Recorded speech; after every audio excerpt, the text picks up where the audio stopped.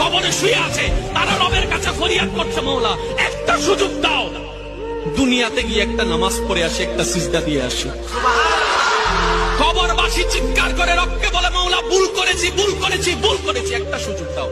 আবার দুনিয়ায় যাব মওলা, হাজার ব্যবসা থাকুক আমি নামাজ ছাড়বো না, হাজার চাকরি থাকুক আমি নামাজ ছাড়বো না, মওলা একটা সুযোগ দাও, একটা সুযোগ দাও, একটা সুযোগ দাও। মাটির নিচে যারা আছে তারা বলছে, আর মাটির উপর যারা আছে তারা বলছে, ভাই নামাজ তো পড়তে হয়। একজনে বলে যে কিভাবে আসবো, আমার প্যান্ট তো ঠিক নাই, আমার প্যান্টও ঠিক নাই।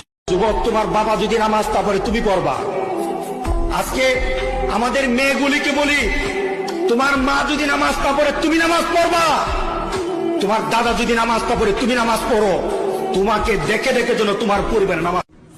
মনে রেখো বান্দা, দুনিয়া নিয়ে ব্যস্ত হয়ে গেলা। আল্লাহকুমুত তাকাসুর, দুনিয়া বাড়ানোর নেশা তোমাদেরকে আমি আল্লাহ থেকে, ইবাদত থেকে গাফেল করে দিল। হাত্তা জুরতুমুল মাকাবির, মনে রেখো এরই মধ্যে একদিন তুমি পৌঁছে যাবে কবরস্থানে।